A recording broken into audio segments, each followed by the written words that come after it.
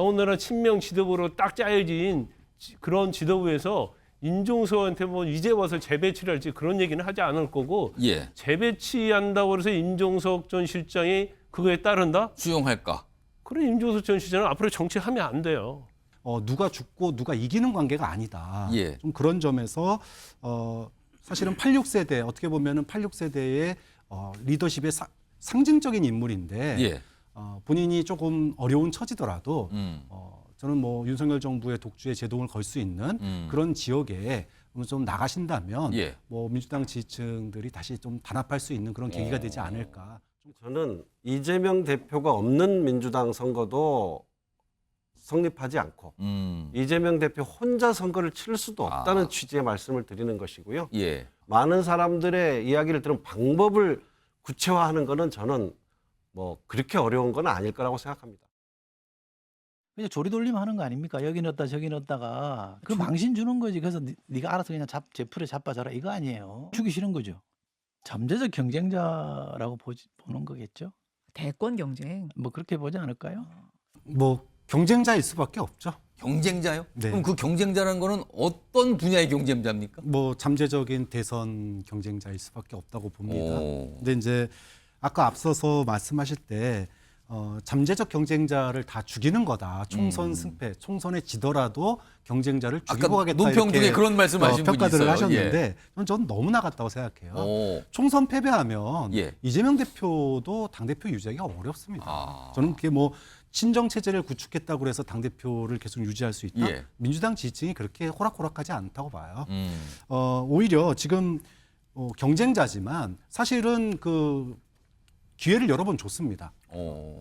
좀 뭐랄까 강북의 양지 그것도 정치 도의에 맞지 않는 게 예. 본인이 재선 지역을 한 지역이잖아요. 그러니까 지금 성동구, 그러니까 지금은 중성동갑인데 이제 과거에는 성동구였죠. 그렇죠. 그 거기서 지역에서 본인이- 국회의원을 했었는데 거기는 민주당 입장에서는 굉장히 양지, 그렇죠. 상대적으로 당선이 좀 손쉬운 곳 이런 곳이라는 거죠 지금. 그렇죠. 현실 정치에서는 본인이 재선을 한 지역구를 다른 사람한테 물려주고 갔는데 거기에 다시 오는 경우 별로 없습니다. 좀 그렇고 그런 측면에서 지난 문재인 정부에서 책임 있는 자리에 있었던 분인데 2년 동안 지금 아무것도 안 했잖아요. 그럼 다시 돌아왔을 때 뭔가 윤석열 정부의 독주에 제동을 걸 수 있는 그런 험지에 나가준다면 예. 뭐 당 지도부도 박수치고 했을 수 있는 상황이었어요. 근데 그런 부분들이 없었기 때문에 좀 예. 아쉬운 측면이 있는데 그렇더라도 저는 정무적, 예. 전략적 판단을 한다면 예. 지금 사실 두 분은 본인들은 경쟁자라고 생각할지 모르지만 당 지지자들 입장에서 보면 순망치한의 관계거든요. 그렇기 때문에 누가 죽고 누가 이기는 관계가 아니다. 예. 좀 그런 점에서 사실은 86세대 어떻게 보면은 86세대의 리더십의 상징적인 인물인데 예.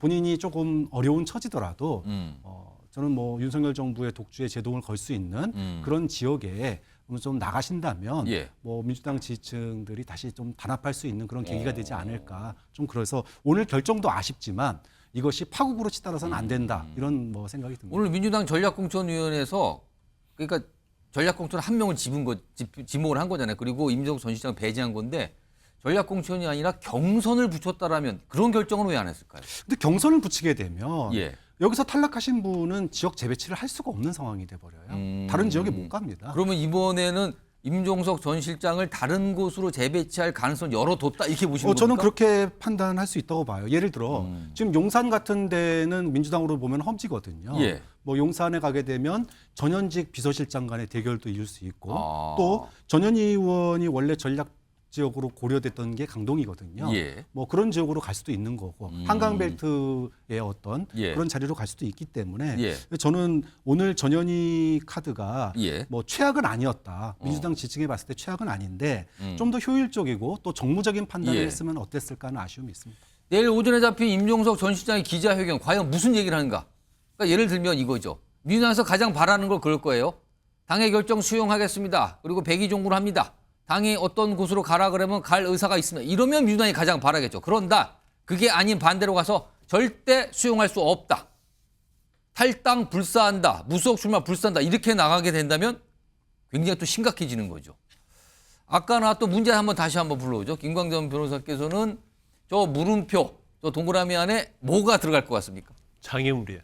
장애물이요. 예. 경쟁자도 아니고 장애물입니까? 장애물 아니 경쟁자로 생각하지 않을 거예요. 장애물이라고 생각할 거예요. 그래서 오. 임종석 전 실장은 이재명의 장애물인데 예. 뭐에 대한 장애물이냐? 예. 다음에 총선에서 이기든 지든 뭐 제가 볼 때는 이재명 대표는 당대표 생각이 있을 수도 있어요. 당대표가 됐건 다음 대통령 선거를 가는 데 있어서 장애물이 될 수 있고 예. 본인의 사법 리스크를 호유하는 데 있어서 어떤 일사불란하게 호유를 해야 하는데 예. 그거에 대한 이제 장애물이 될 수밖에 없다 이런 생각을 하고 있는 것 같아요. 제가 볼 때는. 그렇기 때문에 일단은 제거를 해야 하는 거죠. 장애물은. 그래서 저렇게 이제 자기 일방적으로 저렇게 한다고 보고요.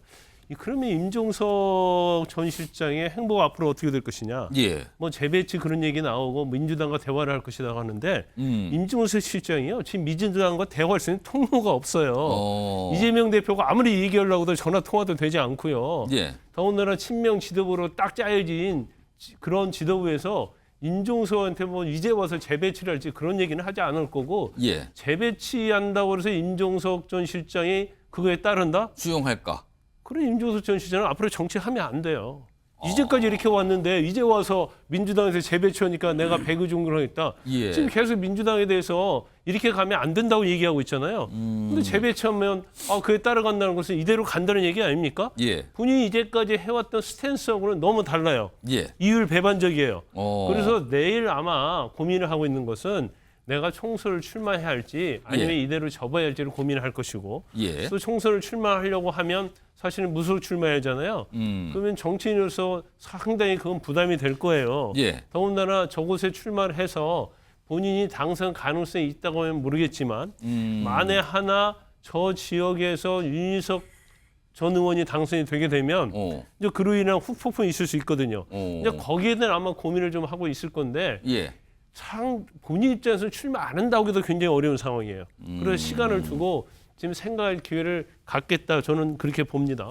다시 한번 말씀드리지만 어떤 일이 벌어졌는데 그 다음 날 기자회견을 잡아놨어요. 그럼 그 사이에 진짜 굉장히 많은 일 그리고 그 시간의 밀도라는 건 단순히 하루가 아닌 그 엄청난 밀도가 있는 뭔가가 오가겠죠. 지금 아마 이 시간도 뭔가가 지금 얘기가 오가고 접촉이 오가고 누구를 만나고 전화 통화하고 이럴 거로 추정이 됩니다. 제가 지금요. 짧게 한 말씀만 예. 더 드려도 돼요?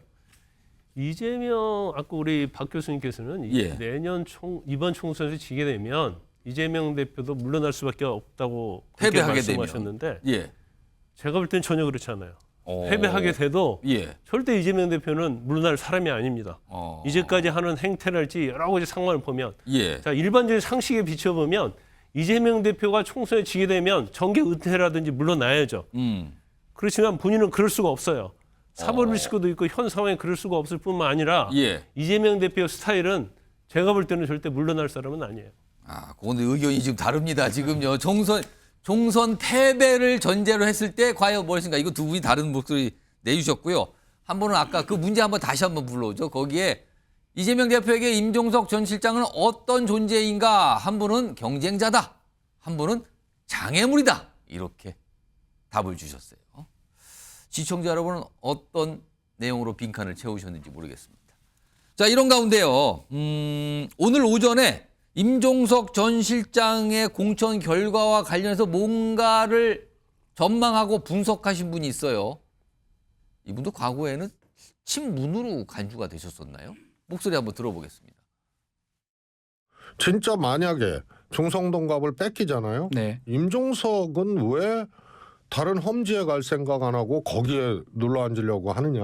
그런데 여기가 격전지예요, 격전지. 그거 뺏깁니다. 그러면 이재명 대표 책임져야죠.